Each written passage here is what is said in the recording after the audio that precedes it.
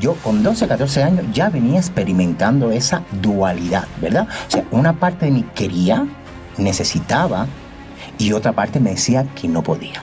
Llego entonces a los 21 años y doy ese primer paso. ¿Cómo me sentía? Fatal. Y recuerdo una frase que sé que les dolió mucho, y hoy a mí también me duele haberla dicho, pero creo que en el momento la dije y no hay marcha atrás, desgraciadamente. Le dije, a partir de hoy yo dejo de ser hijo y dejo de ser nieto. Yo no veía mi futuro en Cuba. Yo no me sentía libre en Cuba, pese a los pasos que estaba dando Cuba en el mundo de la homosexualidad. Ubícate ahora en un niño de 5 años que está descubriendo el mundo, que todavía no se conoce y que comienza a cargar en su espalda el peso del silencio tras haber sufrido abuso. Sentarme y decir, vamos a hacer un análisis de lo que fue tu vida y vamos a poder entendernos por qué llegaste a lo que eres, por qué hoy estás escribiendo un libro que además es un libro que tiene una carga importante de autobiografía, pero además que estás evidenciando elementos de tu vida que no todo el mundo los evidencia. O sea, yo me logré sanar. Ahora, lo que sí te garantizo es que si están delante de mí, tienen que estar en la cárcel. ¿Por qué? No por mí, sino porque yo tengo que evitar que por lo que pasé yo, pasen otros niños. ¡Calvo y claro!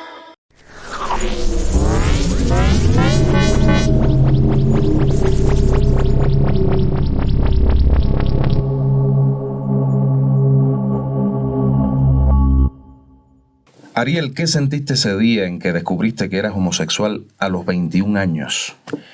¿Y cómo esa revelación cambió tu visión de ti mismo?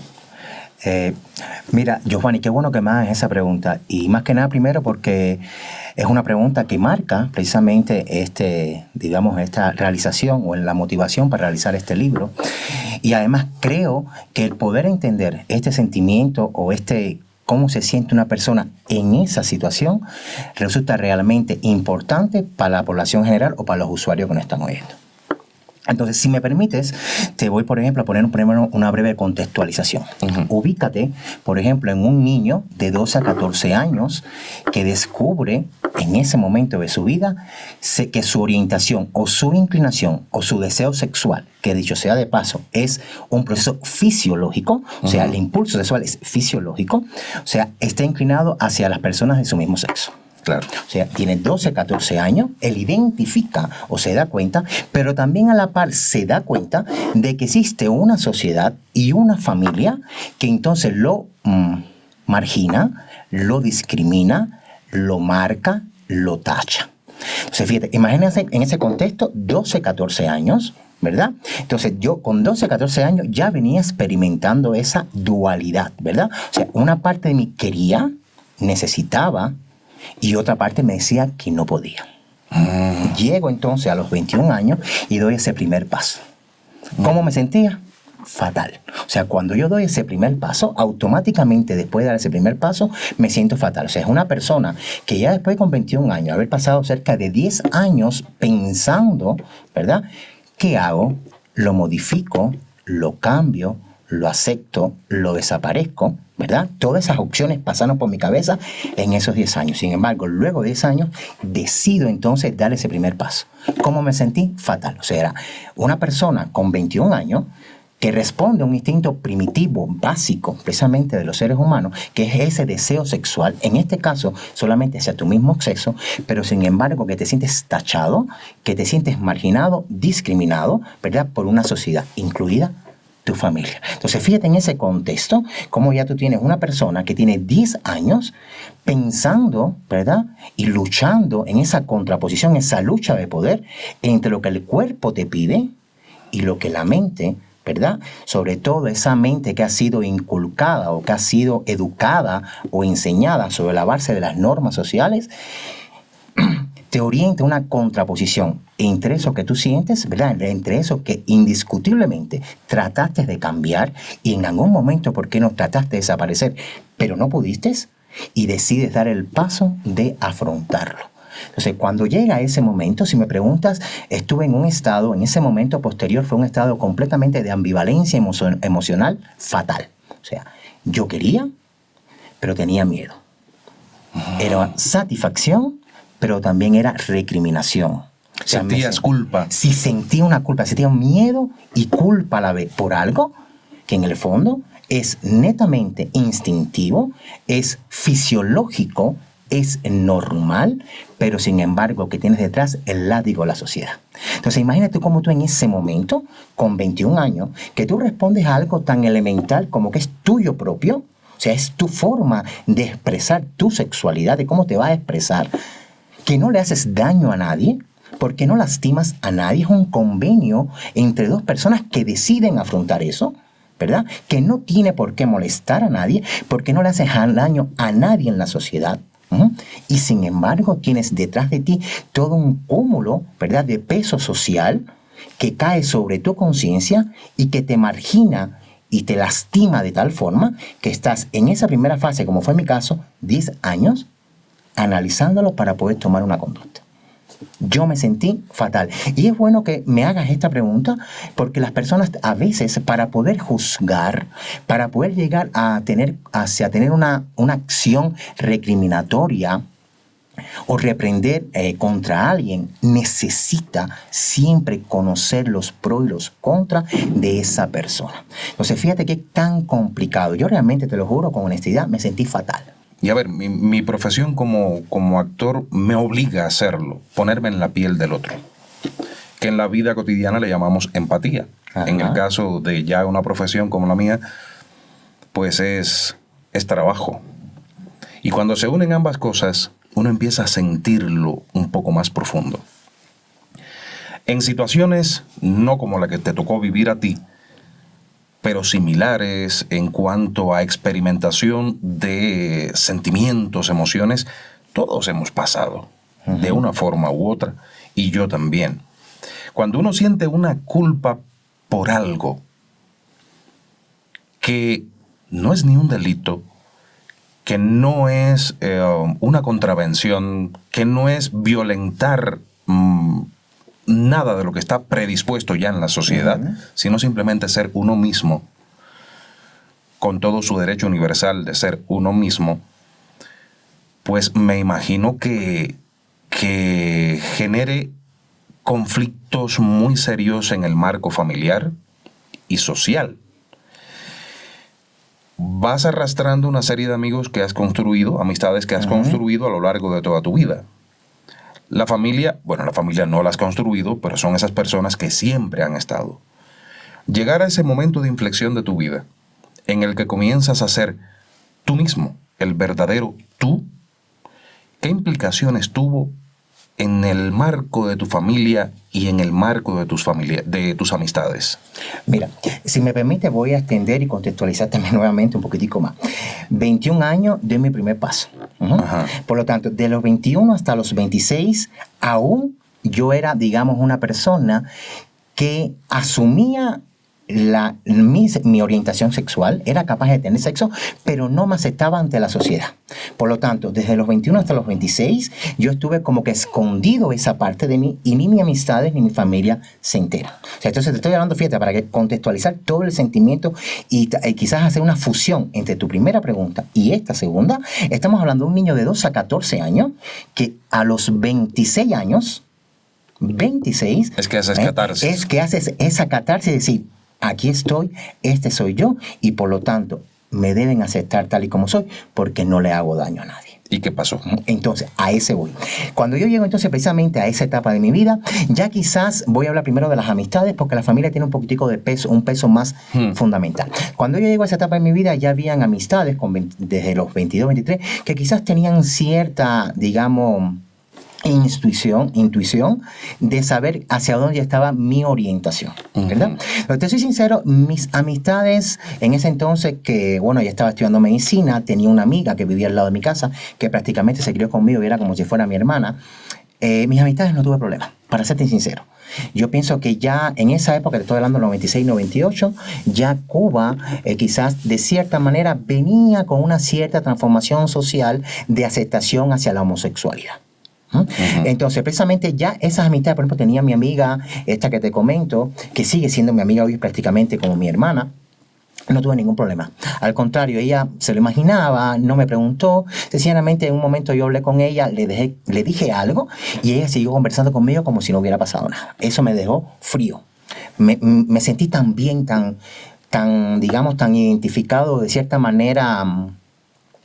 Me sentí aceptado, que era algo que hasta el momento no había podido. Sin embargo, ella no te había dicho nada, no te respondió, No, simplemente siguió conversando conmigo como si nada, y nada cambió. Nada cambió. Genial. Nada cambió. Sin embargo, tengo otra experiencia muy rica también, una experiencia espectacular que me pasó con una compañera de medicina, y que esa compañera se me acerca directamente y me dice: mira, Ariel, están diciendo esto de ti. Es decir, están diciendo que tú tienes orientación homosexual. Pero ¿sabes qué? A mí no me importa lo que a ti te guste, lo que tú hagas con tu vida. Vas a seguir siendo mi amigo, vas a seguir siendo la persona que yo quiero y admiro. De hecho, vas a seguir siendo mi pareja de baile, porque es la muchachita con la cual yo bailaba en medicina, pero además no me da la gana de que delante de mí hablen mal de ti. Y eso me cayó eso fue una inyección de fuerza. Te lo juro. Esa experiencia con esa amiga mía, estudiante de medicina, en ese entonces estábamos en el segundo año de la carrera, para mí fue una inyección espectacular. Me imagino. Espectacular. Y además con la autoridad, ¿verdad? Con esa seguridad que ella es capaz de decirme, pero además no me da la gana de que delante de mí hable mal de ti. Genial. No, para mí todavía sigue siendo mi amiga, ella sigue viviendo en Cuba. Y te emociona pensar. Y sí, realmente hablar de ella y hablar de cosas como esa realmente me emociona. Indiscutiblemente. Lo comprendo perfectamente. ¿Por qué tenemos hoy a nuestro amigo Ariel aquí? Como vieron al inicio del podcast, Ariel ha escrito un libro que está a la venta en Amazon. Y un libro que el título es exacto. El título se denomina Lo que no se nombra. Léeme, analízate y actúa. Este libro está en Amazon y es un compendio de la vida de Ariel. Es casi que una autobiografía en formato de novela. Una novela testimonial. Tiene mezcla, realmente es realmente híbrida, ¿no? Tiene líneas de novela, de testimonio, de autobiografía, pero también tiene mucho peso de ficción. Uh-huh. O sea, peso de ficción que también parte de esa ficción, parte de testimonios que realmente no son realmente testimonios, sino son hechos reales que sucedieron en la Cuba que yo viví, y que realmente los hice como que de esta manera mío, o traté de exponerlos precisamente en esta novela, porque sentí que tenían peso y eran necesarios poderlos plasmar. Claro. Y más que nada porque hay algo y hay una de las frases que puse en el libro que me gustó mucho, y creo que no se trata de venganza, sino se trata de memoria. Es necesario a veces recurrir a la memoria para poder, en función de esa memoria, poder entender qué pasó, qué estuvo mal y qué hoy no debemos seguir haciendo para hacerlo aún mejor. Es un llamado a la reflexión. Es un llamado precisamente a la reflexión. Yo no he tenido la oportunidad aún de leerlo, lo voy a hacer. Yo voy a comprar el libro. Gracias. Voy a comprarlo y lo voy a leer. Pero ya en el transcurso del podcast, hasta este momento, han visto la portada de este libro. ¿Cómo te pueden encontrar en Amazon? En Amazon realmente, mira, el libro aparece tal y como lo pronuncié, se denomina Lo que no se nombra, léeme, analízate y actúa, y está puesto el nombre de Ariel Rodríguez. Ahora, ¿por qué Ariel Rodríguez? Y precisamente mi nombre es Ariel Antonio Torres Rodríguez. ¿Por qué no está el Antonio y el Torres? Es precisamente porque responde más a mi línea paterna. Uh-huh. Sin embargo, yo utilizo realmente este apellido y este nombre, sobre todo en mis publicaciones científicas en la parte de medicina. Sin embargo, pienso que utilizar el apellido de mi madre, que precisamente cuando conversemos del tema de la familia podríamos abordar un poquitico más. Cuando hablemos del problema de mi madre, es quizás también como especie de un reconocimiento a mi madre, ¿verdad? Y por eso precisamente utilizo el nombre en la portada de Ariel Rodríguez. Bien, qué interesante. Se convierte de hecho ya en un nombre artístico. Sí, en este caso, decirlo, ¿no? así también. Pues este libro es el eje central de este encuentro que ustedes están compartiendo con nosotros. Si tienes un cafecito a mano, tómalo. Si tienes la oportunidad de ver este podcast hasta el final, te invito a que lo hagas con la mente abierta, reflexionando, analizando y poniéndote en la piel de la otra persona. En este caso, se trata de Ariel. Ahora, justo mencionaste varios aspectos que me interesa mucho conocer, porque para conocer la obra hay que conocer a su autor. Y yo no hago nada ahora con decirles, compren el libro, pero si no te conocen, si no saben quién eres, si no saben lo que pasó por tu piel, lo que estuvo en tus nervios, lo que respiraste, por lo que creaste este libro, no va a existir una motivación real. Y eso es lo que yo pretendo con este podcast, que la gente se acepte, se acerque, mejor dicho, a un hecho o a hechos como los de tu vida a través de la literatura, a través de un protagonista, de un, llamémoslo así, entre comillas, de un fenómeno social, a través de tu historia. ¿Cómo aceptó tu familia algo así? Giovanni, realmente, ¿O lo aceptó? Realmente mi familia, para serte sincero, fue un proceso. Fue un proceso. Mira, no olvidarnos que la generación de mi madre nace con la revolución, ¿verdad? 59, 60, mi madre nació en el 55, y que cuando tú inicias y haces un poquitico de reconocimiento de historia, te vas a encontrar con una generación que además de estar formada políticamente, también tuvo otras formaciones, y dentro de ella las formaciones orientadas precisamente hacia las conductas sexuales. Por ejemplo, si me permites ampliarme un poquitico, enriquecer este conocimiento aquí, recordemos que hacia las épocas de los 59, 60, en pleno fervor revolucionario, ¿verdad? En ese fanatismo por el triunfo de la Revolución Cubana, Fidel en sus discursos hace alusión denominado, por ejemplo, a la formación del hombre nuevo, ¿verdad?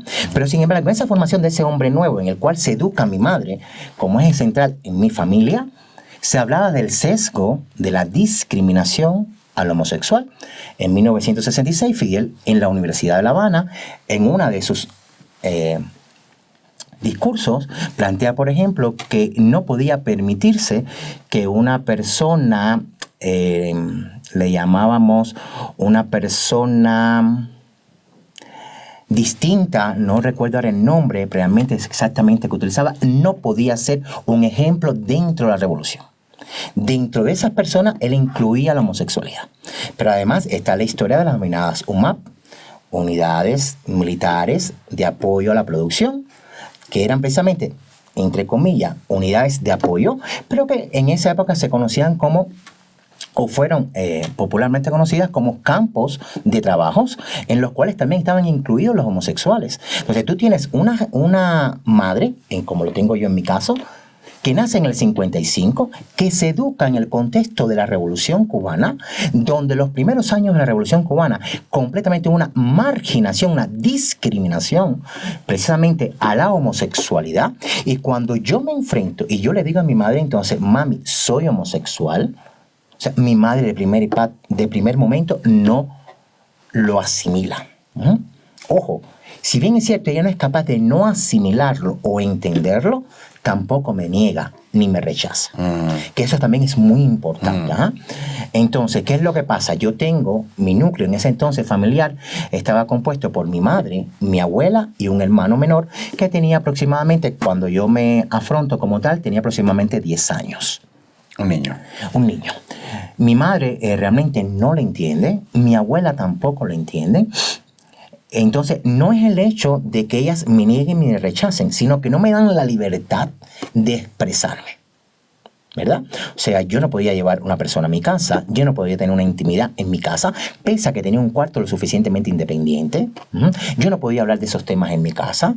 O sea, entonces, fíjate, eso, de cierta manera, si bien después de todo no es un rechazo, sí es un aspecto que yo en ese entonces lo consideré negativo en mis 26 años de edad. Claro. ¿Verdad?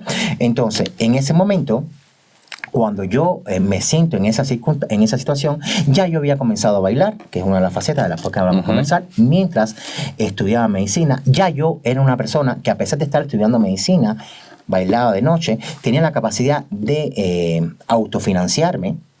Por lo tanto, me siento una vez con ella en la mesa, le digo, miren, en vista de que ustedes no me van a aceptar de esta condición, y yo desgraciadamente, no sé si es desgracia, porque para mí no es una desgracia, sino yo soy de esta manera y ustedes no me van a aceptar, pues entonces yo les voy a decir a ustedes que no quiero que me hagan más nada, yo me voy a autoindependizar, yo me voy a lavar, me voy a planchar, me voy a cocinar, voy a fregar, lo voy a hacer todo, porque de hecho hasta ahora he tratado de lograr y además voy a apoyar en la casa. Por lo tanto, y recuerdo una frase que sé que les dolió mucho, y hoy a mí también me duele haberla dicho, pero creo que en el momento la dije y no hay marcha atrás, desgraciadamente. Le dije, a partir de hoy yo dejo de ser hijo y dejo de ser nieto. Bien fuerte, o sea, no sé de dónde me salió precisamente eso, y lo lamenté después, ¿no? Y fue un transcurso de una semana, 15 días, ver reflejado en el rostro de mi abuela y de mi madre esa tristeza, porque yo llegaba a la casa prácticamente como un autómata, no hablaba, llegaba, cocinaba, planchaba, hacía mis cosas, me metía en mi cuarto, estudiaba, me iba para mis ensayos, o sea, era muy, digamos, autoindependiente. Y recuerdo ver en el rostro de mi madre y de mi abuela esa, digamos, esa tristeza, ¿verdad? De tener un hijo y un nieto al cual aman con locura, porque sé que me aman como locura. Mi abuela fallecida, pero mi madre sé que me ama, eso no lo pongo en duda, y mi abuela me amó, tampoco lo pongo en duda.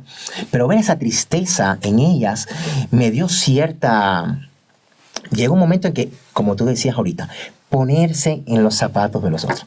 Ahora, quienes vivían la ambigüedad emocional o la ambivalencia emocional no era yo, eran ellas.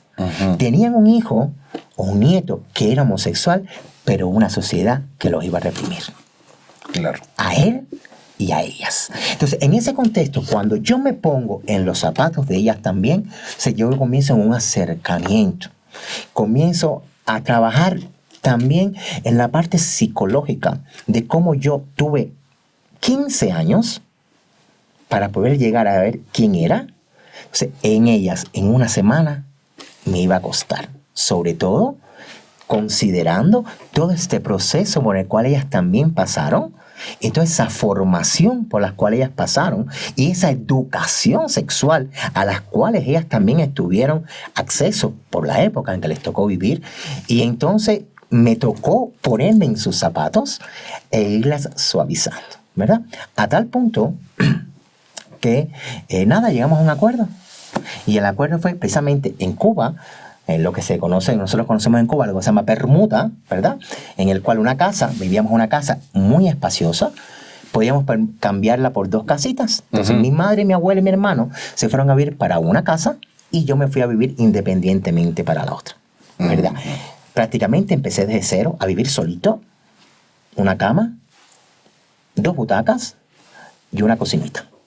Y a partir de ahí comencé yo nuevamente a tratar de levantarme yo y a seguir luchando, ojo, con la sociedad, porque todavía no estamos abiertamente 100%. Entonces, mi familia en ese proceso no me rechazó, ¿verdad? Y que es muy importante, porque en mi caso, yo tengo que darle también gracias a mi familia, porque hay familias y hay testimonios de familias que rechazan completamente a sus nietos o a sus hijos, y que la consecuencia fue mucho peor a la consecuencia que viví yo. Personas que se han llegado a quitar la vida cuando realmente la salida o la opción pudiera ser otra. Por lo tanto, aprovecho también este espacio y discúlpame este momentico, precisamente para agradecer también a mi familia. Independientemente de todo, agradecer infinitamente también a mi familia. Por supuesto, por supuesto. Ariel, en tu libro cuentas de alguna manera, y lo has hecho aquí también públicamente, que fuiste bailarín en Cuba. ¿Qué representaba ese arte en una sociedad donde aún existe intolerancia hacia la homosexualidad?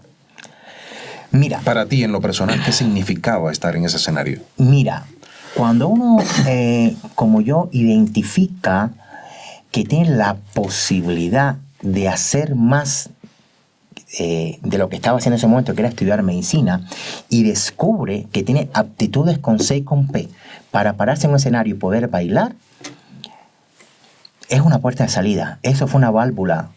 Una válvula de escape. De escape. Eso fue una válvula de escape. O sea, evidentemente, cuando tú tienes la capacidad para estar en un escenario y bailar, y haces además un dominio, o sea, también aquí es dominio de tu cuerpo, por una parte te da cierta libertad, una libertad porque, dicho sea de paso, yo soy quien realmente conformo el grupo en la universidad. Se denominaba estrés, conformo ese grupo, ¿verdad? Soy yo el que me comienzo a hacer coreografías también, quizás con ayuda de algunos otros compañeros, y es una forma de sentirte un poquitico más libre, más expresivo a la hora de proyectarte ante la sociedad. Y también adquirir un poquitico más de reconocimiento de tus compañeros, que se van a dar cuenta que tú eres capaz no solo de ser médico, ¿verdad?, de estudiar, sino que tienes la capacidad dual de poder estudiar medicina y en las noches dedicarte a bailar y ser un buen profesional y obtener buenos resultados. Entonces, cuando yo comienzo a bailar, me da, de cierta manera, una libertad, una forma también de expresarme. Y sí, es cierto que está enfocado mucho la homosexualidad con el baile. Sin embargo, voy a aprovechar este podcast y aunque yo sé que no es ideal hacer mención de nombres de personajes, si es una persona pública la voy a mencionar, pienso que en este momento jugó un papel importante, incluso en Cuba, en el papel de la homosexualidad y el baile, el papel, o en ese entonces, que desempeñaba Santiago Alfonso como director del Cabaret Tropicana, uno de los cabarets más importantes que tuvo en La Habana, en el cual además tuve la dicha también de bailar y después fundar Tropicana Matanza. Y Santiago Alfonso, por ejemplo, hablaba mucho precisamente de la masculinidad a la hora de bailar en el escenario. Tú puedes ser homosexual, pero en el momento de estar en el escenario eres hombre y como por tal vas a tratar de bailar como el género masculino. No significa de que no seas en tu vida personal homosexual. Claro. Y es como tú dices ahorita, eres actor, yo soy bailarín, por lo tanto, cuando estoy en el escenario, me toca un rol, y me toca el rol de bailarín, no el rol de Ariel. Por lo tanto, comienzas ya a hacer ese cambio. Y el otro aspecto fundamental que hay que señalar es que dentro del mundo del baile, a pesar de que había una, ¿cómo se dice la palabra? Un eslogan de que todo el bailarín era homosexual, tuve y aún tengo muchos compañeros, muchísimos compañeros, que eran heterosexuales y que son heterosexuales. Claro, yo conozco montones también. Montones. Entonces, ese mito, precisamente claro, en esa época en que yo comienzo a bailar, comienza a desmitificarse. Entonces, realmente sí fue una válvula de escape, una forma más de expresión, ¿verdad? De poder sentirme yo mismo en un escenario donde, de cierta manera, entre mis compañeros, no me sentía juzgado. Claro, claro. Y para mí fue espectacular. Me lo imagino porque sí, conozco el medio. Ahora, Ariel, eres médico. ¿De qué especialidad? Bueno, mira, yo soy médico, especialista en medicina general integral, que es también lo que se conoce como medicina familiar, y tengo una maestría además también en enfermedades infecciosas. Estoy estudiando otra maestría ahora en educación y un doctorado también en educación en Argentina. Médico, bailarín, escritor. En tu libro se convierte, de hecho, no solo en un recorrido por tu vida, sino también en una denuncia. Todo libro que sale de las entrañas, en situaciones como las que nos cuentas, llevan intrínseca una denuncia. Así es. Una denuncia social. Un mostrar una realidad que, por diferentes razones, tratan de invisibilizarse en determinados contextos, pero que forman parte indiscutible e indisoluble de nuestra sociedad. Tal y como una persona heterosexual publica una novela sobre su vida, tú como homosexual publicas este libro que es una mixtura, como bien dices, sobre tu vida. No se puede conocer las interioridades de una persona que ha vivido tanto solamente a través de un libro. Ajá. No se puede conocer. ¿Qué te motivó a ti siendo médico? Porque ejerciste en Cuba. Ajá. Y conocemos, bueno, todo lo que existe detrás del hecho de ser un médico cubano, de que una persona muy bien preparada, profesional de primera, en fin, una serie de cuestiones que se han disgregado a nivel mundial. ¿Por qué te fuiste de Cuba? ¿Por qué viniste a Ecuador? ¿Fue por amor o por sobrevivencia? Explícanos esto. Mira, Porque me imagino que siendo bailarín y además médico, no tendrías una situación económica muy precaria en Cuba. no, mira, yo para serte sincero, yo económicamente, en Cuba yo no estaba mal. Yo tenía mi apartamento, tenía todas mis necesidades cubiertas, el baile, y eso es importante también ponerlo a consideración, ponerlo aquí a conocimiento. Yo como bailarín ganaba casi 10 a 15 veces más que lo que gana un médico, Claro. ¿verdad? O sea, fíjate, yo estoy diciendo que yo ganaba como médico y como bailarín. Y que además tenía la posibilidad de que con el mundo del baile, poder tener amistades que me eran capaces de ayudarme económicamente con lo que vamos a conocer, o te voy a decir quizás como moneda dura, que estamos hablando del dólar, que realmente que tenía peso en la circulación en Cuba. Sin embargo, hay una gran realidad desde el punto de vista social en Cuba, y es que el cubano en Cuba no... yo, y de manera general, porque es lo que he experimentado en mi experiencia con mis compañeros, no tiene futuro. O sea, no ve el futuro. Y yo recuerdo que con un espacio de unos 26 o 28 años, yo le hacía una pregunta a mi padre. Mi padre era una persona ya preparada, con una serie de, digamos, de logros en su vida profesional. Y yo le decía a mi padre, ¿qué tienes? ¿Quién eres? ¿Y a dónde vas? Sobre todo. Y le hacía esas 3 preguntas con 28 años. ¿Y por qué te hago esta reflexión? Porque mi padre está viviendo hoy acá y él también me dice, yo me recuerdo una vez que tú me hiciste esas 3 preguntas. ¿Y a qué voy a eso contigo? Y es precisamente lo que estamos hablando, era que yo salgo de Cuba porque Cuba no me daba una visión de futuro. Yo no veía mi futuro en Cuba. Yo no me sentía libre en Cuba, pese a los pasos que estaba dando Cuba en el mundo de la homosexualidad. O sea, yo no me sentía libre. Si bien es cierto, ojo, que eso de sentirme libre no es solamente algo por decirlo, sino es una realidad, porque pese a eso yo fui lo suficientemente rebelde. Porque si hoy estoy hablando de esta, digamos, denuncia, por así decirlo, social, es porque si bien en Cuba no lo hice, y después podré explicarle todo, o sea, no fui capaz de pararme directamente en contra, sí fui capaz de tener actos de rebeldía. Y de hecho los pongo en el libro. O sea, yo fui capaz de, cuando el cubano no podía estar en un hotel, yo me a expensa de lo que pudiera pasarme, si me pagaban el hotel, me metía en el hotel. Y si me tomaba la policía preso, bueno, pues aceptaba las consecuencias. O sea, de ponerme cartas de advertencia por estar hablando con un turista cuando decían que no podías hablar con un turismo. O sea, yo tuve actos de rebeldía en ese entonces, pero aún así, a pesar de ser una persona rebelde, de ser una persona que en ese entonces rompió ciertas barreras en función de lo que estaba, entre comillas, legalmente establecido, no era una persona libre. Y encima de eso, la situación económica. No se trata porque mira, cuando tú logras pasar por todo este proceso y logras ser una persona marginada y logras entender que la vida se trata de una lucha constante, tú no vas a vivir tu vida a expensas de que otras personas te apoyen.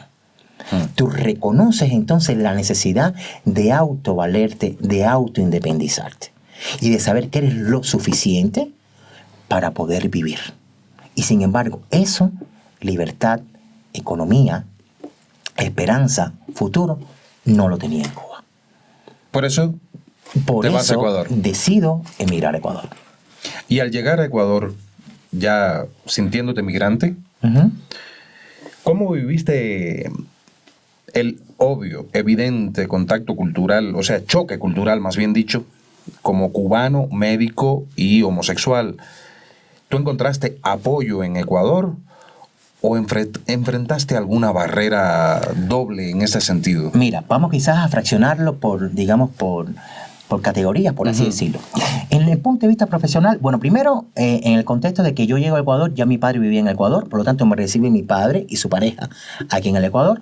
Ya estaban ellos. Ya antes. ellos estaban aquí, por lo tanto, yo no llego como otros cubanos que llegaron prácticamente en cero y de la nada. Entonces yo llego con un apoyo, ¿verdad? Indiscutible de mi padre, un apoyo elemental en estos primeros 5 o 6 meses de mi vida aquí en el Ecuador. Y digamos que los trámites ni siquiera se me hicieron burocráticos. Yo llegué un 7 de noviembre de 2013. El 10 de diciembre, y tengo la fecha fija porque fue una bendición, ya yo tenía cédula. Y el 5 de enero ya estaban mis papeles legalizados de médico. Todo rápido. El 1 de marzo ya yo había comenzado a trabajar. O sea, quiere decir que independientemente a eso, el Ariel automáticamente, cuando abre la puerta del avión, dice, aquí, este es mi lugar. Aquí donde voy a estar. Sentí un aura, una energía, una vibra, un aire. Y de hecho lo fue. Desde que yo llegué, ya prácticamente al 4.º mes, ya yo prácticamente estaba trabajando. Llegué en noviembre y el 1 de marzo yo estaba trabajando ya. O sea, desde el punto de vista profesional no tuve problema. Desde el punto de vista de homosexual y cubano, pienso que desde el punto de vista de cubano y también quizás homosexual, el país aún tiene que avanzar, sobre todo con los aspectos de, digamos, de migración y demás. Sin embargo, en mi caso muy particular, no fue una problemática, sino más bien fue una causística. ¿A qué me refiero? O sea, no lo viví como un problema de que alguien me hubiera marginado, ya sea por cubano o por ser homosexual, pero sí hubo casos de personas independientes. No hablo de la sociedad ecuatoriana, hablo de casos aislados que pudieron en un momento mostrar rasgos de xenofobia o rasgos de discriminación por la homosexualidad. Pero como problemática, la verdad, yo no puedo emitir un criterio de haberlo sentido. Y pienso que las personas que estamos en este mundo, tú ahorita hablabas y me estabas comentando que eras actor, yo fui bailarín, fui médico, hice mucho también algo de deporte. Hemos pasado por tantos medios, ¿verdad? Por tantos, digamos, la palabra no debería ser ecosistema, sino por tanta variedad cultural también, dentro incluso del mismo país, que cuando tú llegas a otro país con una variedad cultural distinta y sobre todo con una mentalidad de saber que tú eres el que llega, a ti es el que te corresponde adaptarte sin traicionar tus principios, prácticamente no tuve ningún problema con el cambio cultural. O sea, evidentemente reconozco que hay muchas cosas que pueden ser distintas, a veces en el hablar. Nosotros los cubanos gesticulamos mucho, más visto que yo tratando de mantener las manos abajo, ¿verdad? Y es algo que he aprendido aquí en Ecuador, caribeño al fin. Hablamos muy alto, claro. He aprendido a dosificar el volumen, pero me toca, porque yo estoy en un país que me recibió, al menos a mí, con los brazos abiertos y que indiscutiblemente vivo agradecido al país. ¿Estás ejerciendo como médico en Ecuador en estos momentos? En estos momentos trabajo como docente universitario. Docente universitario.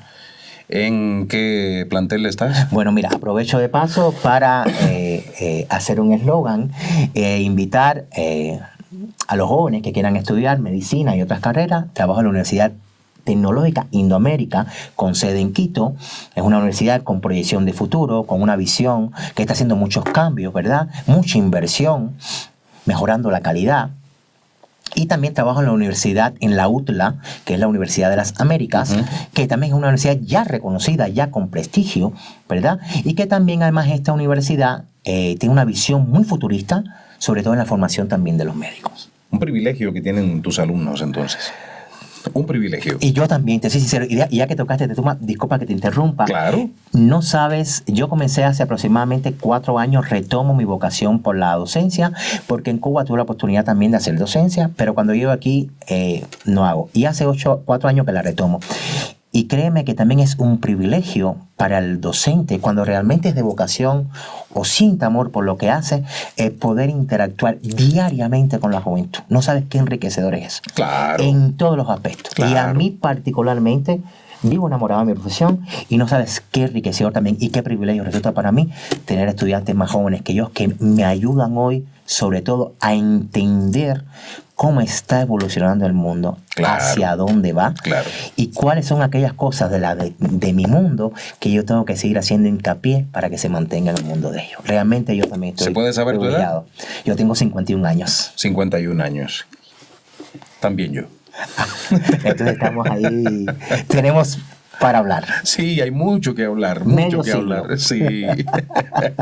Y qué siglo nos ha tocado vivir. Así mismo es. Mira cuántas cosas nos han ido ocurriendo, pero tenemos la dicha también de que en nuestro proceso de vida han ocurrido cambios también en torno a la comunidad LGBT.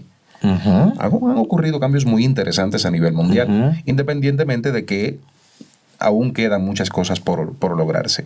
Ecuador, por ejemplo, en el 97 despenalizó la Así mismo homosexualidad. es.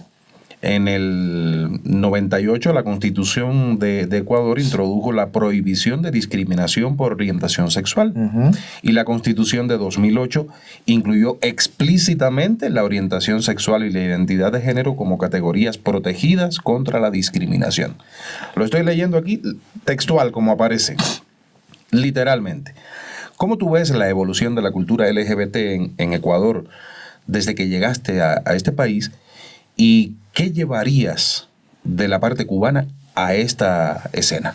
Mira, recordemos primero que independientemente de los avances que podamos tener desde el punto de vista legal, ujú, el principal avance tiene que ser social y de conciencia, ¿verdad? Claro. Entonces, ese avance de social y de conciencia, desgraciadamente no se logra solamente con el cambio de una ley o de un decreto, ¿verdad? Entonces, realmente, si me pregunta, sí ha habido muchos cambios y sí ha habido cambios.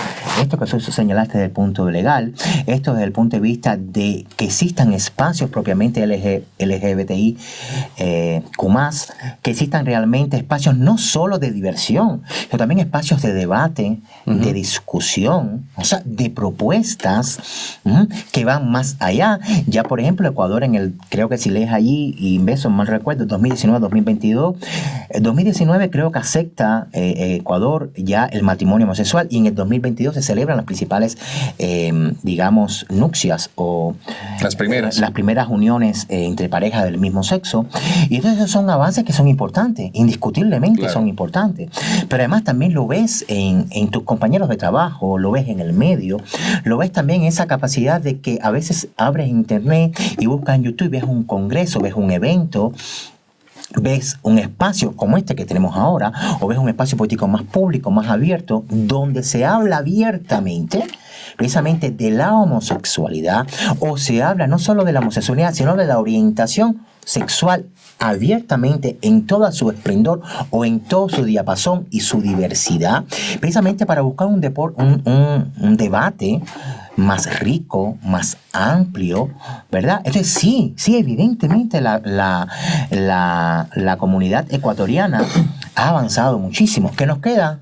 Otro tanto por avanzar, es independiente. ¿Y qué le traería yo precisamente de la cultura cubana? Y te voy a hablar de varias cosas que yo considero importantes. Primero, es la capacidad de resiliencia y de creatividad que tiene el cubano, incluso el homosexual.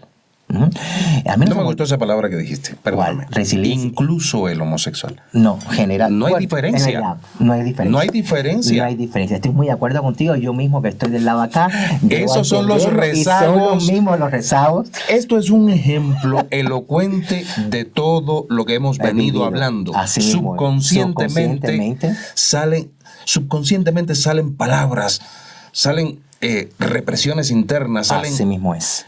por todo lo vivido, Ujú. por todo lo que nuestra sociedad aún tiene que despojarse. Así mismo, estoy 100% de acuerdo contigo. Y a eso lo que me refiero es precisamente a ese cambio social, a esa conciencia social que es necesario. Y desgraciadamente, una conciencia social es como los hábitos. O sea, para tú poder lograr una conciencia social, es algo que tú tienes que tenerlo en el día a día, que hay que hablarlo, que hay que debatirlo, que hay que discutirlo en el día a día. Si no se habla habla en el día a día, si no se discute en el día a día, si no se ejemplifica en el día a día, no vas a lograr ese cambio social. Entonces, precisamente, por eso decía, una de las cosas nosotros los cubanos, precisamente, que pudiera traer, es precisamente esa resiliencia o esa capacidad de adaptación al cambio, esa capacidad de resistencia, de lucha que tenemos nosotros realmente los cubanos, ¿verdad?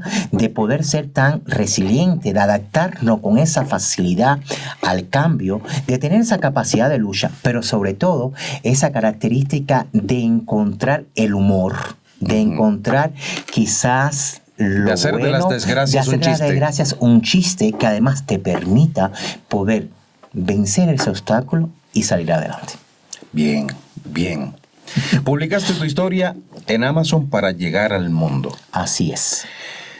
¿Qué mensaje esperas que los lectores obtengan sobre la identidad LGBTI cubana y ecuatoriana en este caso? Mira, primero voy a partir del, digamos que el mensaje universal. Primero que logramos entender que las sociedades, para que logran ser sociedades fructíferas, sociedades que avancen, sociedades que construyan, deben basarse en la base del amor y no en el juzgar. Por lo tanto, mi primer mensaje precisamente es eso, o sea, es amémonos más, juzguemos menos. Punto. O sea, mientras no hagamos mal a nadie, mientras no hagamos un mal a la sociedad, mientras nuestra relación sea de mutuo acuerdo, ¿verdad? Y cumpla con, o sea, y no nos violentemos nuestros derechos, nuestros deberes, nuestros instintos, deseos, y no hagamos ningún daño, entonces no me juzgues, ámame. Entonces, claro, el mensaje universal, precisamente a la sociedad, es: construyamos una sociedad más justa, pero sobre la base del amor, no claro, sobre juzgar. Ese es el mensaje universal. El segundo mensaje, y que sí quiero darlo, y va dirigido precisamente quizás a la comunidad homosexual, es que mi generación, y ahí quizás lo tengo también puesto en el libro, fue una generación que fue huérfana de libertad, fue huérfana de espacio, pero precisamente al haber sido de huérfanos de libertad y de espacio, y que hemos luchado tanto para que hoy esta generación tenga ese espacio y tenga también esa libertad, entonces sean capaces de lograr, de mantener ese logro y no se vuelvan entonces esclavos de algo. Nosotros fuimos huérfanos. Esta nueva generación se está volviendo esclavo. ¿De qué? De la tecnología. Se está volviendo esclavo ¿de qué? Del estrés laboral. Se está volviendo esclavo ¿de qué? Precisamente de esa pérdida de la esencia humana. Es esto que estamos haciendo tú y yo, conversando, debatiendo, analizando, ¿verdad? Pero si yo en mi época fui marginado, fui huérfano de tener un espacio donde expresarme, de tener una libertad de poderme expresar, y hoy tienes la posibilidad de tener un espacio y una libertad para expresarte, entonces lucha por ese espacio, rescátalo. O sea, pero rescátalo desde la base de precisamente esta humanidad, de lo que nos hace realmente humanos, del roce, del contacto, ¿verdad?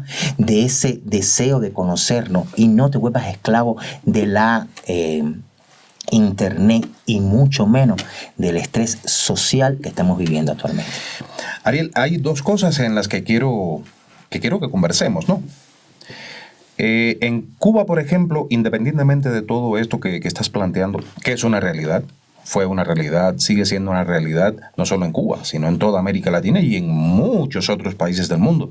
No es un fenómeno solamente de América Latina. Cuba fue bandera en la creación de un espacio para la comunidad LGBTI hace muchos años, que fue el Mejunje de Santa Clara. Como no tuve el gusto de conocerlo. La primera institución dedicada exclusivamente para la comunidad LGBTI en toda América Latina y en muchos países, incluyendo incluso muchos países europeos. Eso fue un gran paso de avance. Así es. Gigantesco paso de avance. Eso por un lado. Por el otro, quería comentarte con esto que estabas ahora planteando. Calvo y Claro Podcast es un espacio de libre expresión con las puertas abiertas para todos. Porque en Calvo y Claro Podcast no diferenciamos. entre una persona ni blanca, ni negra, ni heterosexual, ni homosexual, ni japonés, ni ecuatoriano. No diferenciamos. Somos simplemente seres humanos. El debate público en estos momentos se justifica sobre el tema de la homosexualidad. Qué bueno sería llegar al momento en el que no tengamos que sentarnos a hablar de homosexualidad, ni de aceptación, ni de tolerancia, ni de estas cosas, que simplemente, como estamos haciendo ahora en este momento, un homosexual y un heterosexual, nos sentemos a conversar de cómo mejorar a la sociedad en otros aspectos y no en algo que es tan elemental. Es tan elemental asumir que tú eres diferente que yo. Somos diferentes, pero valemos igual. Así mismo es. Valemos exactamente lo mismo. Tú tienes una profesión diferente a la mía. Tú tienes un modo de ver la vida de una forma completamente diferente a la mía, porque todos los seres humanos somos diferentes. De acuerdo contigo. Todos somos diferentes. Ese día, estaremos muy viejos cuando llegue ese día. Bueno, la verdad que creo que somos bastante optimistas. Yo pienso que tiene que llegar pronto. Yo pienso que debemos mantener el optimismo. Claro. Y hay que seguir luchando por ese optimismo. Yo pienso, como tú dices, no hay que sentarse a debatir sobre orientación, hay que sentarse a debatir sobre amor. Exacto. Y punto. ¿Cómo solucionar los problemas para que la sociedad sea más tranquila, para que podamos salir a la calle y no tener problemas de delincuencia, que las personas tengan acceso a todo lo que deseen estudiar, que tengan acceso a la comida, que tengan... Esas cosas sí son fundamentales. A eso es lo que hay que discutir. Esas son cosas fundamentales de subsistencia como especie. Así mismo es. Pero... A ver, en pleno siglo XXI, la humanidad lo que lleva son unos miles de años como civilización en nuestro planeta. El planeta tiene 4.500 millones de años, una barbaridad así. Es un lapso de tiempo muy pequeñito. Que sigamos más tiempo debatiendo algo que no tiene sentido que lo debatamos porque no. Somos seres humanos y punto. Y en cualquier momento llega un cometa, nos cae en el planeta y desaparecemos como desaparecieron los dinosaurios. Así mismo es. Hagámonos la vida mejor, y dejémonos de tanta tontería. 100% de acuerdo. Ariel, tú acabas de escribir un libro. Hablas en ese libro de traumas y redención. ¿Qué procesos tuviste que transitar para sanar y asumirte públicamente? Bien. Empezamos hablando esta entrevista que me está haciendo bastante nutritiva y bien rica, ¿verdad? Y te dije, ubícate en un niño de 12 a 14 años, ¿verdad? Bien, ubícate ahora en un niño de 5 años que está descubriendo el mundo, que todavía no se conoce y que comienza a cargar en su espalda el peso del silencio tras haber sufrido abuso. Entonces, te estoy hablando de un niño que con 5 años, no una vez ni por la misma persona, sino varias veces por más de una persona, sufre del abuso, ¿verdad? Y que además con 5 años interioriza en su procedimiento que no puede hablar, porque si habla puede haber una desgracia. Y a raíz de eso, con 5 años, iniciando su colegio, se dice acá en Cuba, decimos primaria, en su mochilita guarda esas heridas, ese trauma, sigue viviendo y lo compensa con escuela, juego, familia. Entonces, fíjate hasta qué punto. Eso es lo primero que tuve que hacer, precisamente, para no hablar de trauma y quitar la palabra trauma, es ponerle nombre. No con 5 años. No con 21, porque a los 21, cuando doy el primer paso, no me detengo a pensar en eso. No con 26, cuando ya me acepto realmente como homosexual. Sino cuando yo soy capaz de, en mi madurez, sentarme y decir, vamos a hacer un análisis de lo que fue tu vida. Y vamos a poder entendernos por qué llegaste a lo que eres, por qué hoy estás escribiendo un libro, que además es un libro que tiene una carga importante de autobiografía, pero además que estás evidenciando elementos de tu vida que no todo el mundo los evidencia. Entonces, analicemos o analízate internamente para que tú puedas entender dónde estás, quién eres y qué es lo que realmente quieres.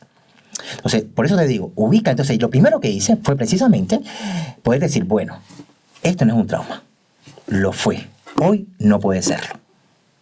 Hoy es sencillamente una mirada al pasado, es una reconstrucción, ¿verdad?, de toda mi vida, precisamente que me va a sanar mucho más todo aquello que durante todo este tiempo yo he venido guardando, yo he venido trayendo en mis hombros como una carga, ¿verdad? Porque en su momento no fui capaz de hablarlo o de exponerlo, o sencillamente no era el momento. Porque a lo mejor quizás haberlo dicho, yo no estuviera contando lo que estoy contando hoy y no hubiera tenido quizás los logros que tengo hoy. Por lo tanto, yo no me arrepiento de no haberlos contado. No, para nada.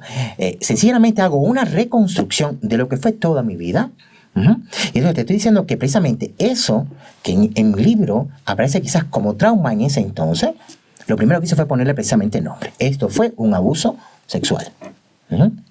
Después que fue un abuso, lo que hice precisamente con esa palabra fue reconstruirme en ese momento, poderlo entender, asimilarlo y entender que pasé por ahí, que me produjo una herida, que produjo cambios en mis conductas, es verdad, pero que gracias a toda la evolución que he tenido, ¿verdad?, he llegado a ser la persona que soy hoy, una persona que se siente satisfecha, ¿verdad?, de quién es hoy, que todavía le falta mucho por recorrer, mucho incluso por aprender, no solo de la vida, sino de cualquier persona.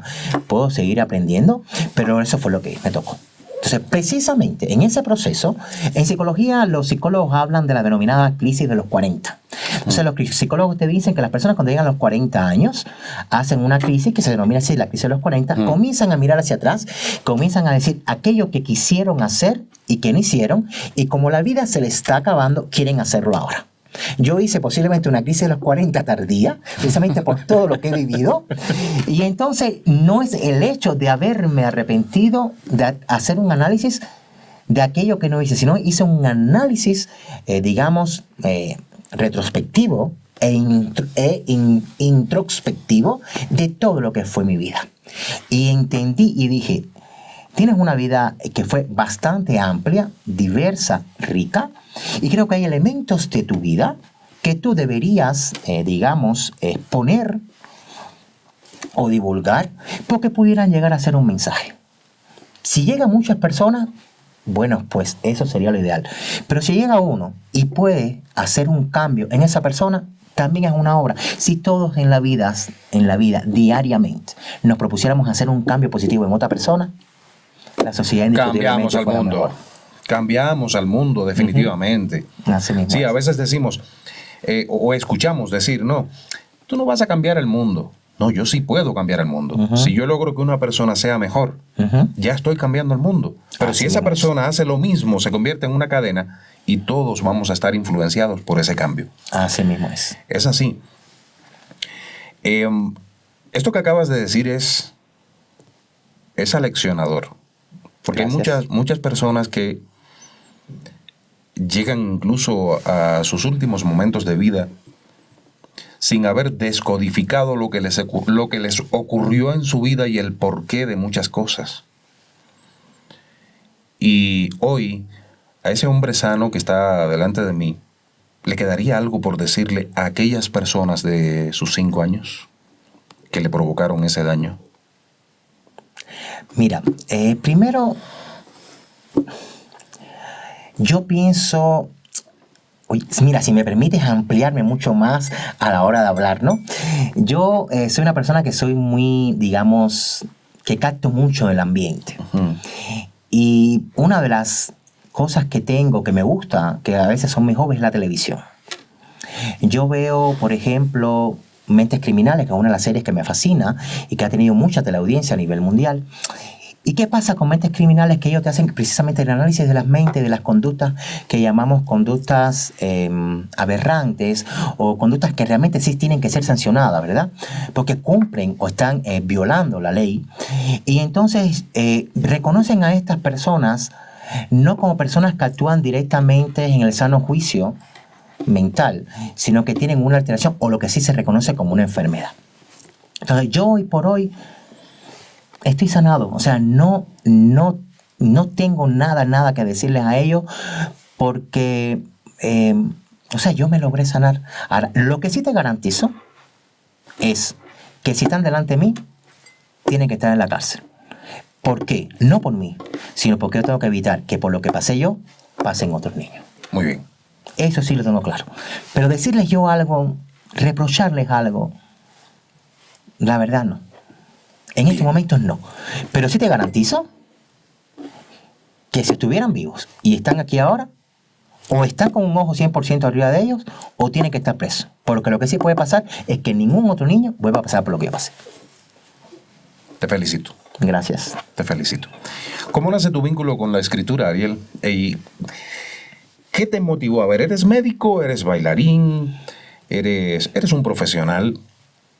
Y de alguna manera surge una chispa que te hace crear este libro.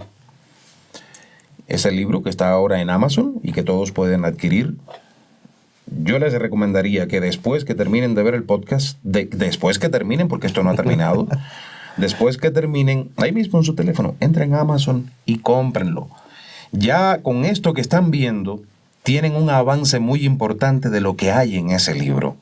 Y ese libro podría cambiar la mente de muchas personas, de hacerles ver cosas que no han visto tal vez hasta hoy. Tú escribes este libro, ¿es el primero o es lo primero que escribes? ¿Como con ya intenciones literarias?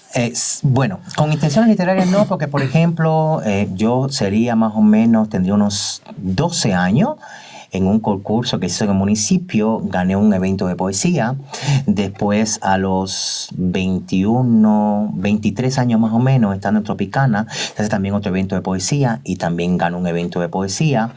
O sea, son cosas muy pequeñas, pero realmente nunca lo tomé realmente como un medio de vida o ni siquiera como un hobby, ¿no? Sin embargo, desde el 2009, en una relación que tuve, en la cual hago cierta referencia en mi libro, ya me hablaba esa persona y me decía, pero si tú escribes bien, si te expresas bien, si tienes historia, porque fue una relación en la cual conversé mucho, ¿por qué no conversa? ¿Por qué no hace una historia? ¿Por qué no escribe? Entonces siempre me fue introduciendo este bichito. Después tuve la oportunidad de viajar, que es quizás algo que todo en el libro, pero solamente en un capítulo, de cumplir misión en Venezuela como médico. Y estando en Venezuela, una de las cosas que tenía era mucho tiempo. O sea, porque teníamos mucho tiempo para la introspección, para pensar en uno. Y entonces comienzo ya desde el 2011 a volver realmente a recapacitar y volver a escribir, ¿no?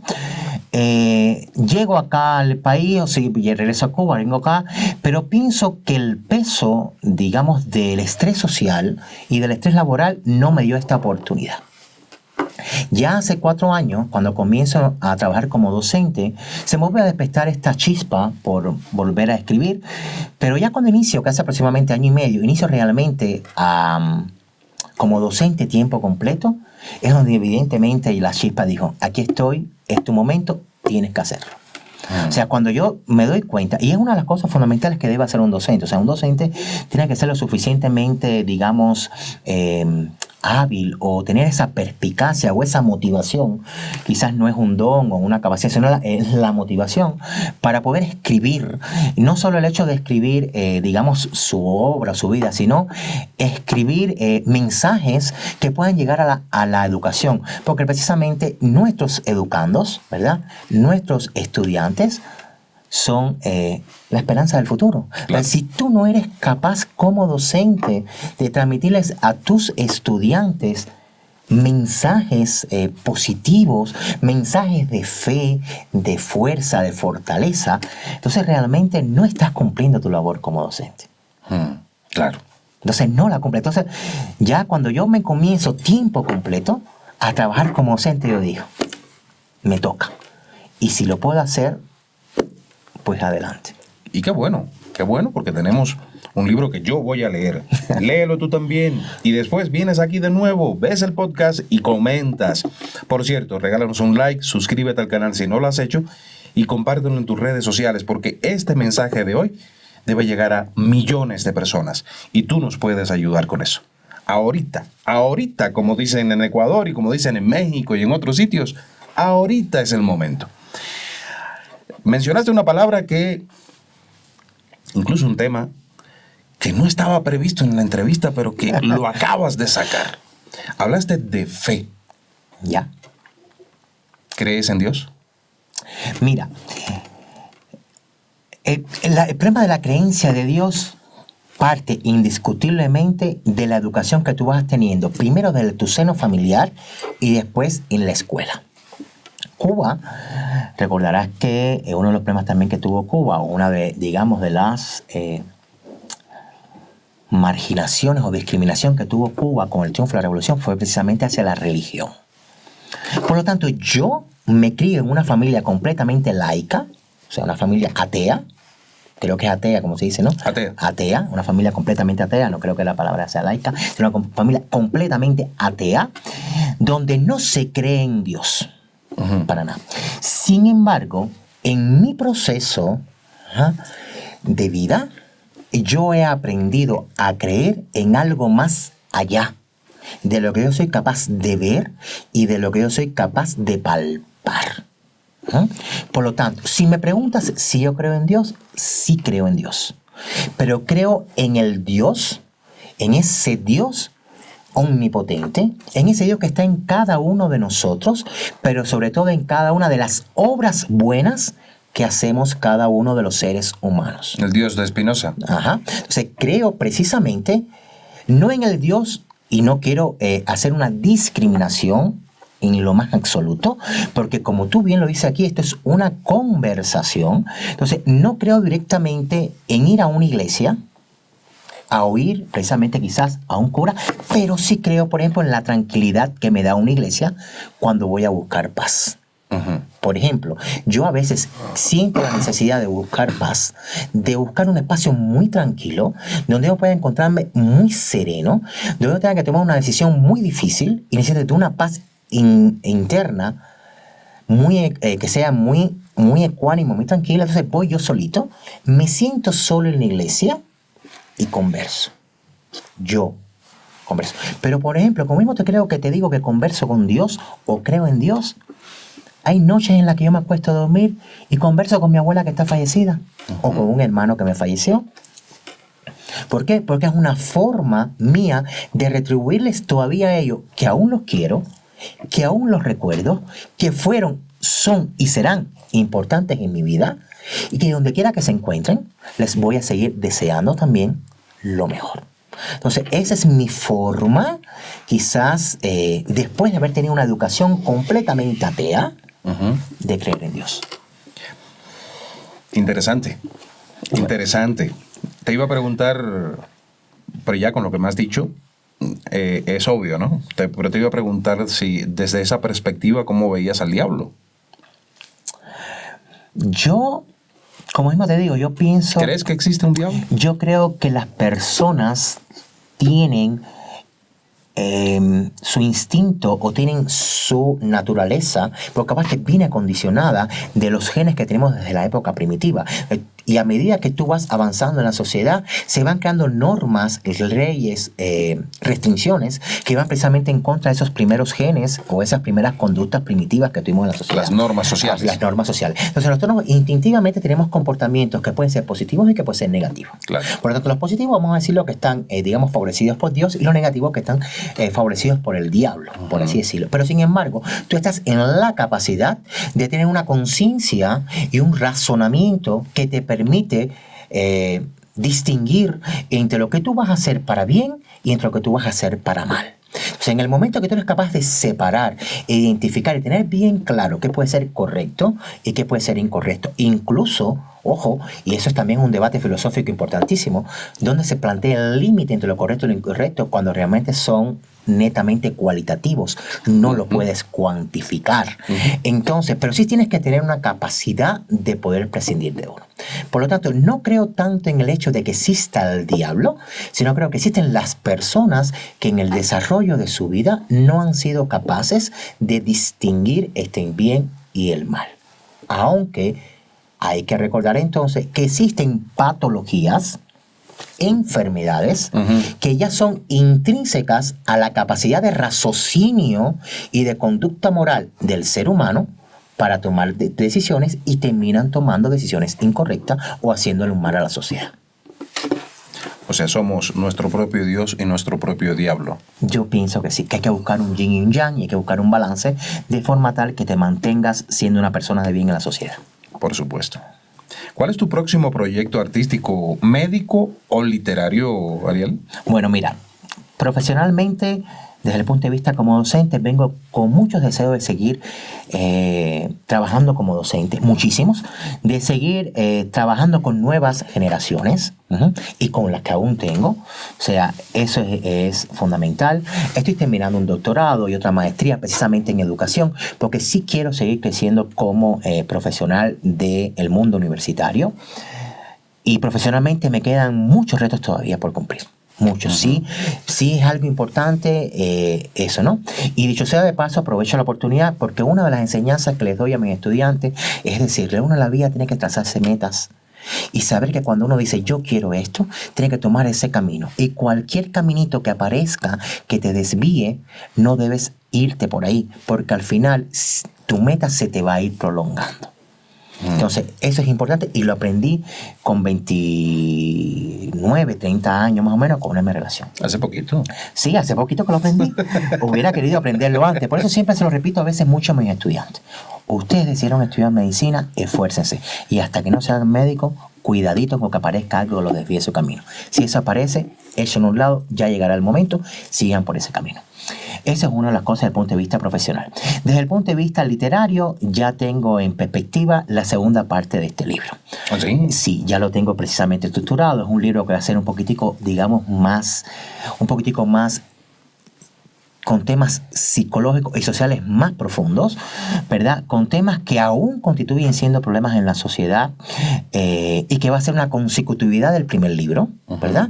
Va a tener más peso este segundo libro de ficción que autobiográfico, ¿verdad? Este primer libro fue casi un 80%, 70% de mi libro es autobiográfico en esta primera parte. En la segunda va a ser lo inverso. Pero precisamente va a estar enmarcado con esa característica de novela también, siguiendo el mismo hilo conductor y los mismos personajes, ¿verdad? Pero con temas más profundos de la sociedad actual, sobre todo de la comunidad LGBTIQ+. Bien. ¿Verdad? Ese es eso. Y también tengo un segundo proyecto literario que realmente... o sea, si puedo dar ya, porque puedo dar el nombre, es algo así como Los 4 jinetes flagelados y el látigo supremo, a grosso modo. Y es un libro que te va a hablar precisamente de la mujer flagelada por ser mujer, o sea, todo lo que ha venido subiendo la mujer desde, tenemos uso de razón, tenemos conocimiento, el judío, ¿verdad?, que tuvo su contexto, el homosexual y el negro. Y estos 4, digamos, componentes, estos 4 ítems o estos 4 jinetes que han sido flagelados, ¿por qué? Precisamente por ese látigo supremo que no ha sido más que la sociedad. Entonces, precisamente a raíz de eso, quizás con testimonios de personas que han sido marginados por ser mujer, por ser homosexual, por ser negro, ¿verdad? O en un caso por ser judío, que en ese quizás voy a tener que ver cómo logro llegar quizás a alguna persona que haya sido judío, que pueda contarme o tener alguna referencia sobre sus abuelos, o sobre lo que fue el campo de concentración o cosas así, precisamente, y hacer un análisis un poquitico más filosófico, más social, de precisamente el papel que ha jugado la sociedad como látigo en seres humanos que no se lo merecían. Claro. Entonces, hacia ahí va mi segundo proyecto literario. Perfecto, perfecto. Bueno, pues ya me tienes que avisar de inmediato. Con gusto, cuando vaya avanzado, vamos. Bueno, este libro primero estuve casi aproximadamente un año trabajándolo intensamente los últimos 6 meses. El primer 6 meses fue un poquitico de sí, no, haces hoy, haces mañana, pero bueno, los últimos 6 meses sí fueron muy intensos y sí logré. Entonces pienso ya cuando uno va generando más habilidades a la hora de escribir, quizás a lo mejor no me tome tanto y independencia como vaya desenvolviéndose este libro, ya tenga quizás el segundo a mano y después próximamente el tercero. El enlace directo al libro de Ariel está aquí abajo en la descripción del video para que no tengan que estar buscando mucho en Amazon. Se los voy a dejar aquí abajo. Simplemente entren allí y van directito al video para que hagan la compra y lo puedan leer de inmediato. Y discúlpame, me preguntaste ya que te había interrumpido, porque me enfoqué más hacia la parte literaria. Tengo también en proyecto 2 libros. Ya desde el punto de vista, eso sí, los tengo trabajado con la universidad y con colegas de la universidad, pero bueno, partieron precisamente a raíz mío. Uno es que vamos a hablar precisamente sobre los retos, desafíos que ha constituido el primer nivel de atención aquí en el Ecuador, ¿verdad? Hacia dónde tiene que ir o debería ir el primer nivel de atención cuando hablamos de salud acá en el país, desde sobre todo la perspectiva del docente, ¿verdad? Y sobre todo esta experiencia de personas que han abordado el primer nivel de atención. Y un segundo libro que queremos trabajar en base, o que ya estamos trabajando, que ese está un poquitico a plazo más largo. Ya el primero ya lo tenemos elaborado, estamos dándole quizás quitando el libro, y el segundo estamos tratando de hacer una recopilación precisamente de la medicina verde acá en el Ecuador, o sea, partiendo precisamente del nombre genérico de las plantas, del nombre comercial o popular que tienen las plantas y las utilidades que se le pueden dar. ¿Por qué? Porque si bien es cierto, estamos en periodos de una economía a nivel mundial en crisis, entonces tenemos a nuestras manos recursos naturales que podemos utilizar, ¿verdad? Y que aún conociéndolo, no lo utilizamos. Claro. Y muchas de las veces es porque no hay una correcta divulgación. Claro. Entonces, nos compete quizás también a nosotros como docentes poder trabajar en aspectos, en algunos de estos aspectos, como puede ser la medicina verde, ¿verdad? Y poder decirle, miren, esta planta, a lo mejor no te la voy a dar, por ejemplo, para que tú te cures una infección, digamos en la sangre, una septicemia, pero sí a lo mejor te la puedes poner en la piel y te va a disminuir el proceso inflamatorio, o puedes utilizar esta hierba, es muy bueno digestivo. Entonces hay algunos elementos precisamente de esa medicina natural que sí tienen evidencia y que la población debería conocer y que también optimizaría recursos. Estupendo, gracias. Estupendo. Hay una curiosidad, esto es interesante. Ya tú conoces la posición mía con mi podcast, ¿cuál es? Yo soy de la opinión de que tiene que llegar el momento en que no tengamos que estar debatiendo sobre estos temas porque no tiene sentido. Eso en primer lugar. Yo miro hacia ti, lo que veo es un ser humano. Así es como debería ser. Yo no estoy buscándole un apellido a eso, eres un ser humano. Ahora, ¿cómo ves tú desde el tú actual al heterosexual? Yo lo veo igual como lo ves tú. O sea, yo no entiendo, no tengo por qué ver ninguna diferencia. Tenemos que estar claros. Es como, mira, por ejemplo, cuando tú vas a otro país, es un problema de ir ampliando tu diapasón y no quedarte en donde tú lo estás viendo. Si yo voy a otro país, es verdad que soy extranjero, pero soy terrícola. Al igual que tú. O sea, las fronteras están aquí en nuestra mente. Las fronteras están mental. Y tú puedes extenderla tanto como tú seas capaz de ser accesible o ser abierto, ¿verdad? O vaya, seamos más profundos, o ser capaz de amar y de entender y de no juzgar. Entonces, ¿cómo yo voy a ver a otra persona distinta a mí si eres idéntico? Incluso aún con tener diferencias obvias que salen a la vista, seguimos siendo seres humanos. Chao. O sea, soy seres humanos. Que soy ser humano y que soy Ariel, sí. Que soy ser humano, soy Ariel, tengo 51 años, sí. Que soy Ariel, 51, homosexual y cubano, sí. Que soy y le vas poniendo una coletilla infinita. Pero la primera condición es que soy ser humano. Y todos somos seres humanos. Y soy extranjero aquí, pero también soy terrícola. Y entonces todos estamos habitando la Tierra. Entonces, cuando tú vienes a ver, tú amplías esa capacidad mental de poder irte más allá de esas fronteras como tú hablas. Y que nada más, y que lo que viene siendo esa frontera precisamente es poder entender que la primera razón de ser es la condición humana. Cuando tú eres capaz de entender que la primera condición precisamente es la condición humana y que todos somos humanos, entonces no tiene por qué haber fronteras de ningún tipo. No más conflictos. Así mismo. No más conflictos. Nos hacemos la vida imposible con tonterías. El ser humano con todo este nivel de civilización que tenemos, somos un problema. A todo le encontramos una dificultad, un problema, y la vida es tan sencilla, es tan elemental. La vida nos brinda la posibilidad de que a través de ella podamos rendirnos honor a nosotros mismos. Así mismo es. Y nos pasamos la vida fregándola. Esperemos que este podcast llegue a muchos oídos receptivos para que ayudemos al cambio. Todos podemos influir en el cambio en la sociedad para que no tengamos que seguir ocupando tiempo en cosas que no tiene sentido que lo ocupemos.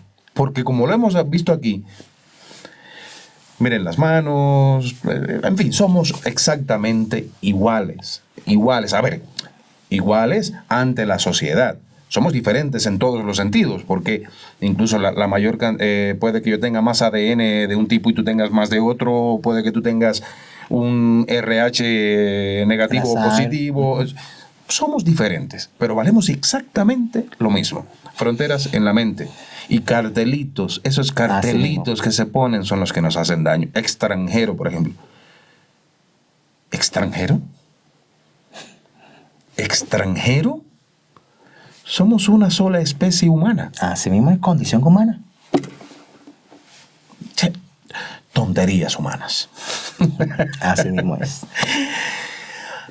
Ariel, ¿qué esperas? ¿Qué esperas que las personas que nos están viendo en este momento reciban como mensaje de este podcast en el que hoy estás? Bueno, yo pienso que todos deberíamos tener un mensaje universal. Y ese mensaje universal es precisamente amar, o sea, amar y entender. Hay que tener la capacidad de poder amar. O sea, cuando una persona es capaz de amar, o sea, de entender, de además ponerse en los zapatos de otra persona, es como único la sociedad puede avanzar. O sea, yo, mi libro, trato de hacer un rescate de elementos, o digamos, principios, conductas, desde el punto de vista morales y sociales, que siento que la humanidad ha venido perdiendo. Sobre todo, porque mi libro trata sobre todo de este tema, en la comunidad LGBTIQ+, y me refiero más que nada precisamente a esta capacidad de poder interrelacionarnos, comunicarnos, hablar, rozarnos, ¿verdad? Que es tan importante y es tan necesario en el ser humano poder entender lo que es el lenguaje corporal. O sea, el lenguaje corporal es fundamental para poder tener una buena comunicación. No solo las palabras hablan, no solo las palabras comunican. O sea, tu cuerpo también comunica. Una mirada sensual, una mirada de deseo, una mirada de tristeza. O sea, todo eso te da una comunicación extraverbal que también es necesaria. Y desgraciadamente hoy la sociedad, y lo digo francamente porque lo he vivido, lo he experimentado, mi comunidad, la comunidad LGBTIQ+, pero también quizás la comunidad heterosexual, se está dejando perder o está perdiendo esta capacidad que tenemos los humanos de poder interconectarnos. Aún cuando somos capaces de mirarnos, somos capaces de entender qué pudiera estar pensando, qué pudiera estar pasando por la mente de la otra persona, qué es lo que me dice sus ojos, qué es lo que me dice incluso a veces su piel, qué es lo que me dice su mirada. Y eso se está perdiendo. Y se está perdiendo precisamente por este estrés laboral, pero más sobre todo por esta, digamos, revolución tecnológica.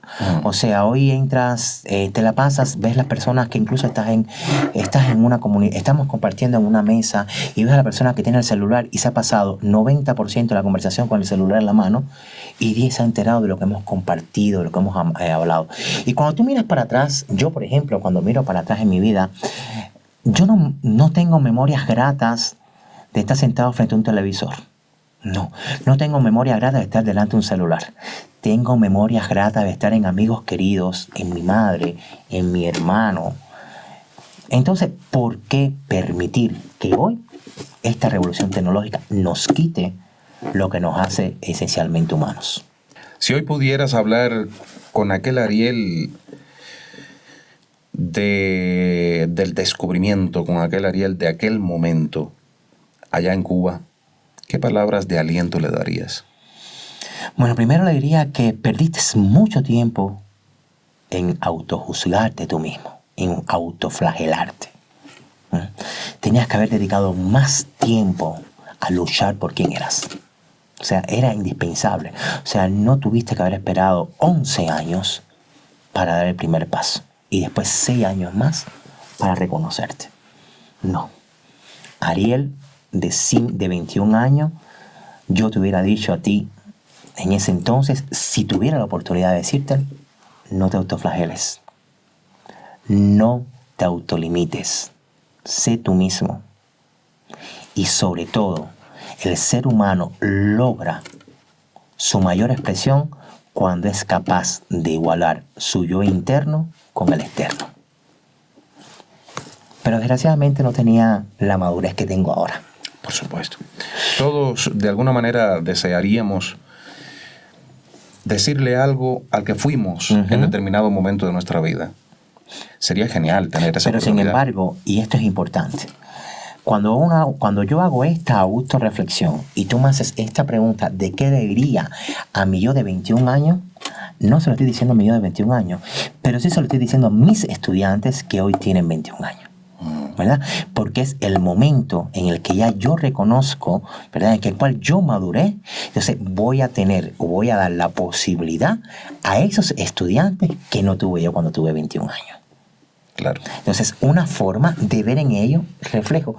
Y me siento satisfecho, la verdad, con estar cumpliendo con ese deber con mis estudiantes. Lo repito nuevamente, qué privilegio ser estudiante de Ariel, ¿verdad? Y estoy convencido de que va a haber estudiantes tuyos que van a estar viendo el podcast. Bueno, es posible. Estoy convencido. Es un privilegio para ustedes. Lo es. Ariel, ¿qué consideras que son los valores fundamentales o convicciones y convicciones fundamentales que debe tener el ser humano contemporáneo para crecer? Bueno, mira, indiscutiblemente pienso que la honestidad es uno de ellos. Y ojo, cuando yo hablo de la honestidad, no es que tú tengas que ser un libro abierto y estarlo diciendo todo. Claro. No, realmente la honestidad es de ser consecuente con tus actos y de ser consecuente con la persona que tienes frente a ti o con la sociedad cuando es capaz de, preguntarte cuestiones, de ser sincero. Pero esa sinceridad no solamente va con la sociedad o con la persona, sino primero que nada ser sincero contigo mismo. Ser honesto contigo mismo. Poderte mirar a un espejo y poder decir, soy yo. Y ese soy yo porque lo que hay internamente dentro de mí, también lo vas a ver externamente. O sea, pienso que la honestidad es fundamental. Y lo segundo es el respeto. O sea, no puede haber una sociedad,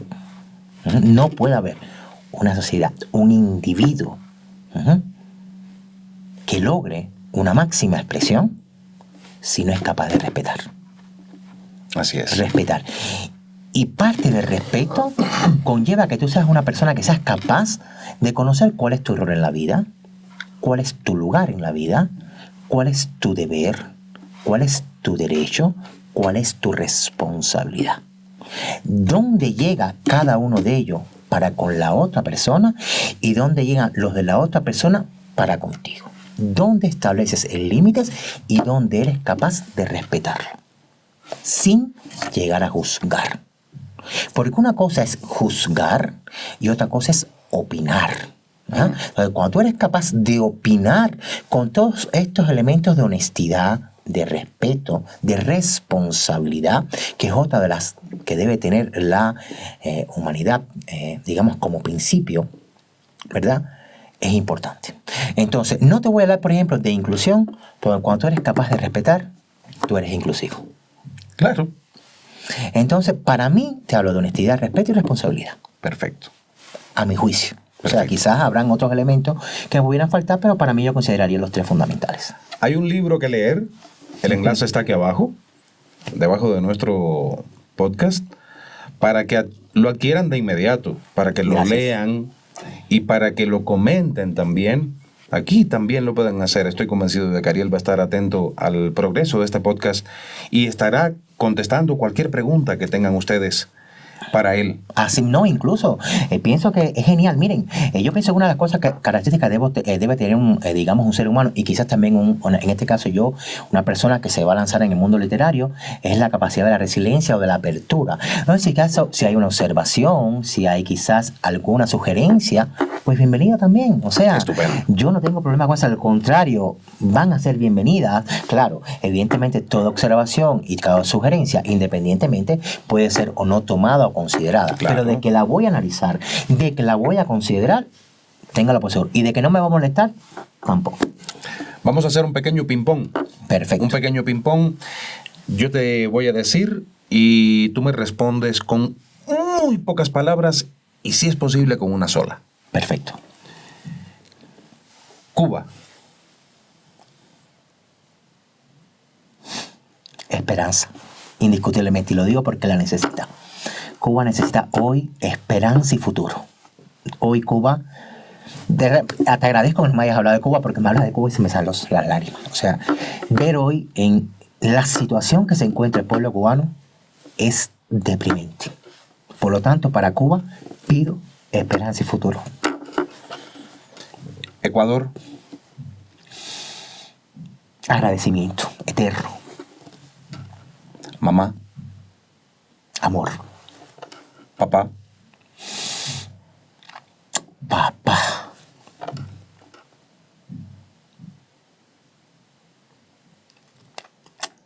Papá, ¿sabes que me dejaste sin palabras con papá? Pero bueno, con papá, reconciliación. Ariel. Vida. ¿Existe alguien especial a quien te queda pendiente decirle algo y que quieras aprovechar esta oportunidad para hacerlo, Ariel? Sí, especial al ser humano. Y lo único que le quiero decir es ama. Ámate y ama a los demás. No creo que deba decir más nada. A leer el libro. Gracias. Gracias, Ariel. Gracias a ti por la invitación y a los usuarios por estarnos sintonizando. Las puertas de Calvo y Claro Podcast están abiertas siempre para ti Muchísimas gracias. y para toda aquella persona que tenga algo que aportar a la sociedad. Gracias. Y tú estás aportando mucho a la sociedad y tendrás las puertas muchas veces abiertas. Gracias. Gracias, muchísimas gracias a ti y bueno, a los usuarios también que están viendo este podcast o que verán este podcast. Muchísimas gracias. a ti. Gracias a ti. Y a ustedes, como siempre les digo, sean buenos. Calvo y claro.